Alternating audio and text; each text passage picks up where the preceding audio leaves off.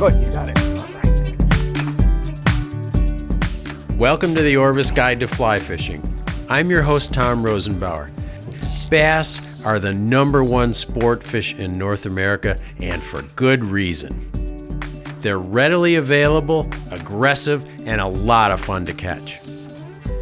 Best of all, you can catch them virtually anywhere in both rural and urban settings. Heck, you can even catch them in Central Park.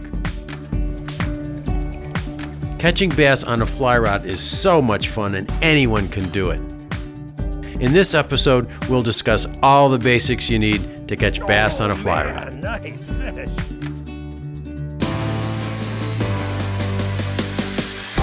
Oh, yeah, nice fish. That fish has already refused that fly. You're gonna have to try just a slightly different pattern. The roll cast pickup is a great cast to use in a lot of fishing situations. This is a beautiful wild trout from a small stream. Just a gorgeous little fish.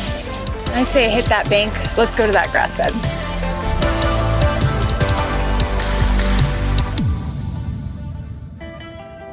The Orvis Guide to Fly Fishing is supported by Orvis Fly Fishing, Algoma Country, Destination Ontario, Maine Office of Tourism, Yellowstone Teton Territory, Crazy Rainbow Ranch, Bahamas Tourism, Adipose Boatworks, Global Rescue, Trout Unlimited.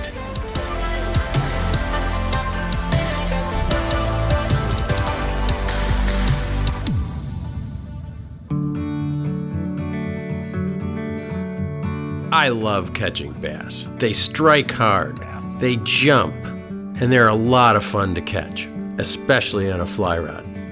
I know that many of you already fish for bass using plastic worms, topwater lures, and hard baits. Well, fly fishing is similar. It's all about figuring out what the bass are feeding on. We use different types of flies to imitate these food sources for bass, then present them as naturally as possible. This can be anything from imitating a frog or a mouse on the surface to flies that replicate baitfish or even crayfish underwater. And some bass flies don't look like anything in particular, they just look good to eat. The key is to get the fly near a bass and make it look like something alive. Doesn't really take much to get started in fly fishing for bass. You need an inexpensive rod outfit and some basic flies. Then you're in business. Bass are often aggressive and opportunistic and will attack anything that looks alive. You don't really have to worry that much about fly selection, and that's why bass fishing is a great way to get started. Often this action is all on the surface, which makes it that much more exciting because everything is visual. But first, let's discuss the physical differences between largemouth and smallmouth bass, and also discuss the environments they inhabit. Differentiating smallmouth and largemouth is simple.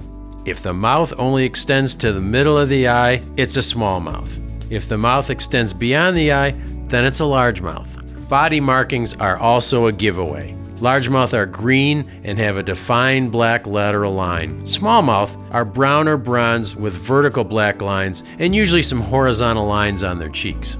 To understand the environments bass live in at different times of year, I went right to the expert, my friend Dave Phillip. Dave has spent his life studying bass professionally as a biologist and also chasing them with a fly rod. Largemouth and smallmouth bass are similar in a lot of ways, but they do have some subtle differences. In the springtime, as the water warms, they move into the shallows. One, to warm up so that they become more active, and they look for food items as well that are also trying to warm up. So minnows and frogs are along the banks in the springtime, and they're looking for those. They also are moving in to spawn. As the water temperatures warm up, they're done with spawning. Smallmouths tend to move into deeper, cooler water more so than largemouths. Although both you could get along the shallows at dawn and at dusk, but largemouths hang out in the lily pads and the weeds and the shallows all year round, in the sticks, etc. So they also tend to go into different types of water. Largemouths like darker, weedier, warmer water. Smallmouths like cooler water, either flowing streams or in deeper water off a rocky point. So in the heat of the summer, you need to look in deep water for smallmouths, sometimes shallower water for largemouths. Back in the fall, then they'll get more active in the shallows and move in and feed heavily, getting ready for winter. So they can be off deep points, feeding on minnows, following minnows up at night into the shoreline, etc. And so it depends on the time of the day, the time of the season, which species you're looking at, but you'll still be able to catch fish.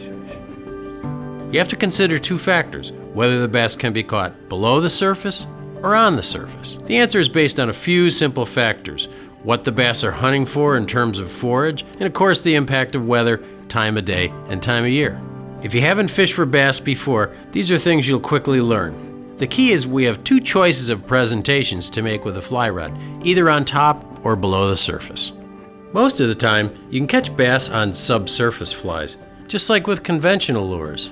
Bass love to eat minnows, shad, even juvenile bass if they can. Bait fish provide a lot of nutrition for a bass, which is critical for their survival. There's a wide variety of conventional lures available that imitate various bait fish based on shape, color, and action. Bass flies are the same. They're also made to replicate the size, color, and relative action of bait fish. The only difference is that the flies are made from feathers, fur, and synthetics, whereas lures are usually made from plastic or wood. The same comparison applies for other food sources for bass. Things like crayfish, mice, and frogs. Some people tie their own flies, but you don't need to do that. You can buy already made flies from your local fly shop or online catalog store. You just need a good general selection based on the kind of bass food that's in your area. So let's discuss the equipment needed for fly fishing for bass. The best all-around rod for bass fishing for largemouth and smallmouth is probably an 8-weight. You need an 8-weight because you need a heavier line to drive some of those bigger flies, more air-resistant flies like hair bugs and big poppers and big hairy streamers. Now, if you're only fishing for smallmouths, you can use a 6 or even a 7-weight because the flies are a little bit smaller. It's not really determined by the size of the fish, it's more the size of fly you're fishing. And largemouths, bigger, more air-resistant flies. Smallmouths, smaller, slimmer flies in general. For bass fishing, you don't need an expensive reel. Your reel is mainly going to be used for storing your line. You don't need an expensive drag system for bass because they seldom pull any line. The best fly line to use is a simple weight-forward taper, which will help turn over the large flies used for topwater bugs. So now we have some of the basics of bass fishing. Let's look at how to apply these basics to rivers, streams, and lakes. It's really easy to understand, and I know you'll have a ball doing it.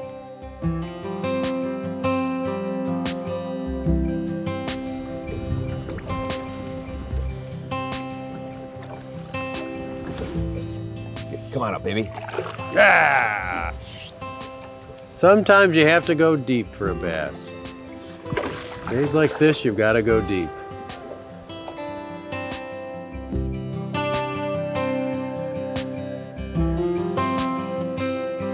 Virtually every large city in North America has ponds, lakes, or rivers that hold bass.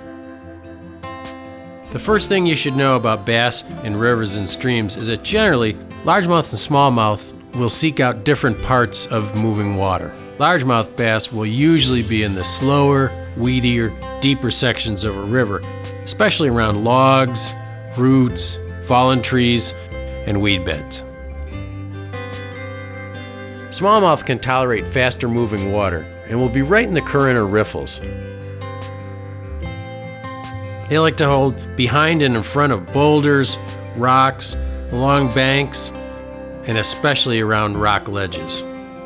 They can also find cover around fallen trees and logs, but they like it to be a little bit closer to moving water. Generally, it's easy to locate bass on small creeks and rivers. It'll be pretty apparent where they're living. On larger rivers, which are actually almost like lakes, it's a little bit tougher and you have to seek out the structure. I guess what I like about stream fishing for bass is that they're usually easy to locate. Find a riffle running into deeper water or some structure and you're bound to find smallmouths. Small streams and most rivers are easy to fish from the bank or just by wearing waders and walking in the water. On larger, deeper rivers, you'll probably have to use a boat.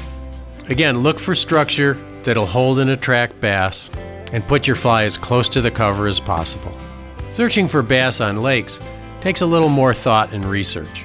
There's a lot of big water in most big lakes that'll be empty of bass, so you have to determine where the structure is and where their food supply might be. On lakes, structure is key, especially if it's close to deep water.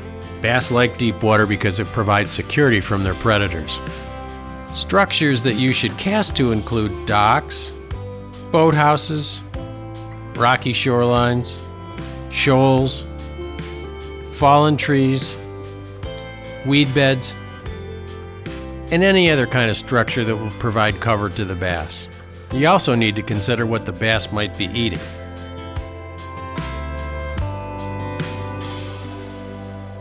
Your powers of observation can help a lot with this.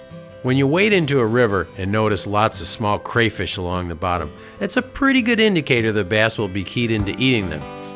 So a crayfish pattern will be best. Bass love crayfish. It also means that you should be casting to rocky shorelines where the crayfish are most likely to be living. You can get it to sink straight on it. Good, he's got it. All right. He ate that crayfish pretty well. They love minnows, they love leeches, they love insects, big insect larvae, but crayfish are their #1 prey. You can never go wrong fishing a sunken crayfish fly to a smallmouth. Beautiful fish. Don't have to handle him at all, and away he goes.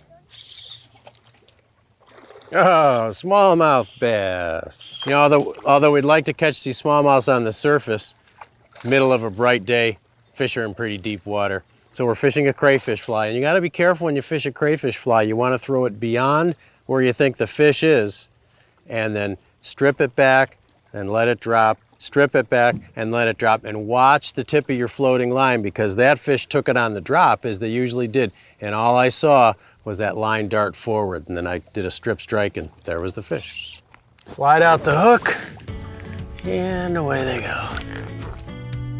On the other hand, if you see minnows jumping from the water, pretty good indication that they're being chased by predators like bass. If you see this, it's a good idea to switch to a streamer fly that imitates a minnow, and it should be roughly the same size and shape as the minnows you saw jumping. Cast right into where you saw the minnows jump. You might be in for a surprise. You don't need a wide variety of flies for smallmouth bass. First and foremost is some sort of crayfish imitation, like this one here. It's weighted, gets down near the bottom, and you fish it with twitches or just sinking to the bottom.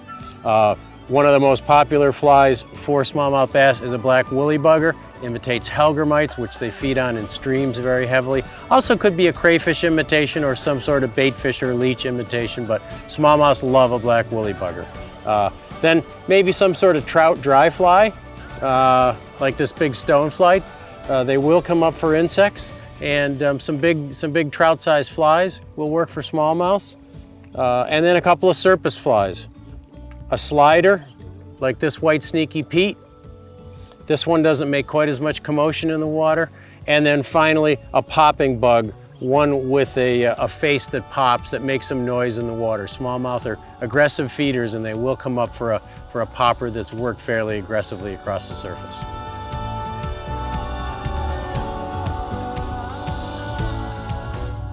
Because largemouth bass are such voracious predators, they'll eat almost anything, and they got a big mouth, so they can inhale some pretty large flies.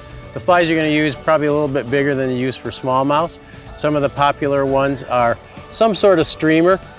This one happens to imitate a sunfish, and sunfish are not only prime largemouth bass food, but they're also nest predators on largemouth bass, so they'll grab a sunfish when it gets near.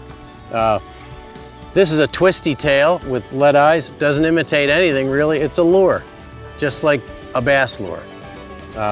Traditional cork popper is one of the most fun ways to catch a largemouth, particularly mornings and evenings when they're near the surface and in shallow water. Then they eat a lot of frogs. This happens to be a deer hair frog. Great fly for largemouths, fun to fish. And then finally, who could go largemouth fishing without a mouse imitation? They eat lots of mice and small rodents. So now we understand more about rivers, streams, and lakes, and where bass will live in them.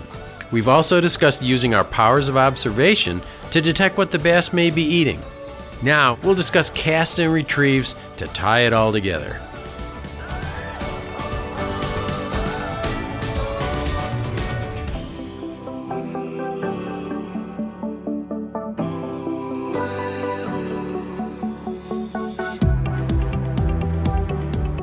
In fly fishing, the line propels the fly. In spin fishing, casting the lure propels the line to the target. It's important to understand you don't need to make long casts to catch a bass on a fly. Simple casts of 20 to 30 feet will be fine. Now let's visit my friend Pete Kutzer from the Orvis Fly Fishing Schools for some tips on casting big bass bugs in the wind. Hi, I'm Pete Kutzer from the Orvis Fly Fishing Schools. Today we're going to talk about tips on how to cast in windy conditions. Wind can be a little bit intimidating for some folks. Trying to cast that fly in those windy conditions can be a little bit difficult. However, there are some things we can do to help deal with that wind. A wind coming at you, a wind coming at your non-casting shoulder, a wind coming at your casting shoulder or behind you. There are different casts we can do for each one of these situations. Let's start off with a wind coming directly at you. A wind coming straight at you is not the worst wind to deal with. There's a couple things we can do. The first is make a low angle cast and get below the wind. If we can send that fly out underneath the wind, we can deliver that fly to our target. Watch shorebirds when they're flying around at the beach. They almost fly between the waves. There's a lot less wind down low. Another option is to make a high angle back cast and drive that fly down through the wind down to the water. You don't get the best presentation when you're making that cast, but it can help deal with those windy conditions. When you're dealing with a wind coming at your non-casting shoulder, I'm right-handed, so if that wind was blowing at my left shoulder, what I might have to do is compensate for that wind a little bit. I can send that fly a little bit more to the left of that target and hopefully that wind will blow it on track, or just like with that wind coming at me, I can cast below the wind, making that low angle cast and getting that fly out to target. If I have a wind blowing at my back, that wind can be a little more difficult than you think. You want to make a low angle back cast and get that line underneath the wind, make sure that line gets out nice and straight, then we can make that higher angle forward cast. The cast almost looks a little bit like an oval. We're going to make a low back cast, bring the rod tip up, then a high forward cast to deliver that fly out to our target. The worst wind you can deal with is a wind blowing at your casting shoulder. When you're dealing with that wind, that can, in some cases, blow that fly right into you, hooking yourself. I've hooked myself in the neck, in the ear, in the back, even in the rear end. It's not very comfortable. So there's a couple techniques. One technique is actually taking that rod tip and angling it over your left-hand shoulder. Make a high angle cast and get that line off your shoulder, above you. One friend used to describe it as combing your hair. Comb your hair, that's going to keep that fly off of that left shoulder. Another technique is to switch hands. Practice casting with your non-dominant hand. I practice all the time and it really does help in those windy conditions.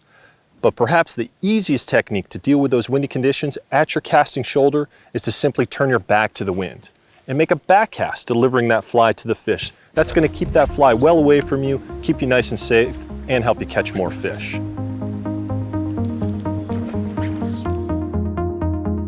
Okay, so now we've learned some casting techniques for bass. Let's discuss retrieves that help animate your flies so that they imitate food items that bass prey on.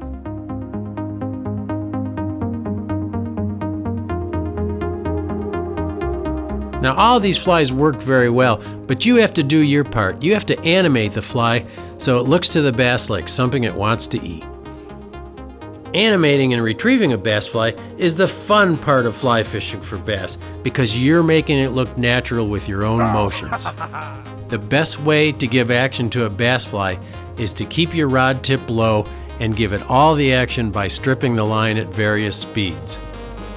There's a real tendency when you're bass fishing to twitch the rod tip to give the fly action, and that creates problems. It throws slack into your line, you're going to miss strikes and you're not going to be prepared for the next cast. So if you can, it's hard to do, but if you can, try to give that fly action by stripping the line and keeping the rod tip low to the water. You'll really get the same action and you'll always be in control of your fly. When you're fishing with a sinking line, you want to try all different kinds of retrieves. You can't see the fish. You don't know how they're reacting to the fly. So sometimes you want to do long, slow strips, just barely crawling that fly along, and really long strips so that the fly goes steady. Other times you might want to give it sharp little wraps, or you might want to really rip the line back in, and everything in between. So you've got to experiment. It's usually best to change your retrieve before you change flies.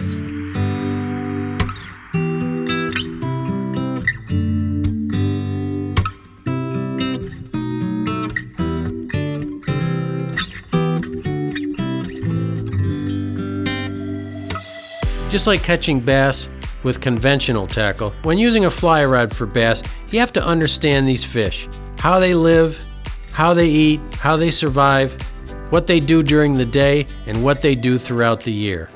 But this is part of the fun of fly fishing, learning how they operate within their ecosystems. I encourage you to read everything you can about bass and watch videos to learn more about how to catch them. Catching bass on a fly rod is just a blast. They're available to almost anyone within just a few minutes drive of home. I hope you'll try it out with a fly rod. I know you'll enjoy it.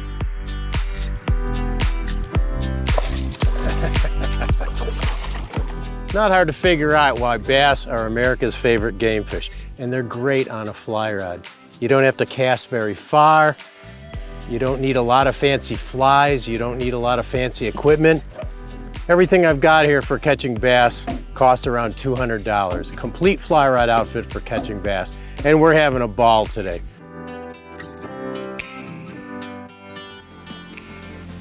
The Orvis Guide to Fly Fishing is supported by Orvis Fly Fishing, Algoma Country, Destination Ontario, Maine Office of Tourism, Yellowstone Teton Territory, Crazy Rainbow Ranch, Bahamas Tourism,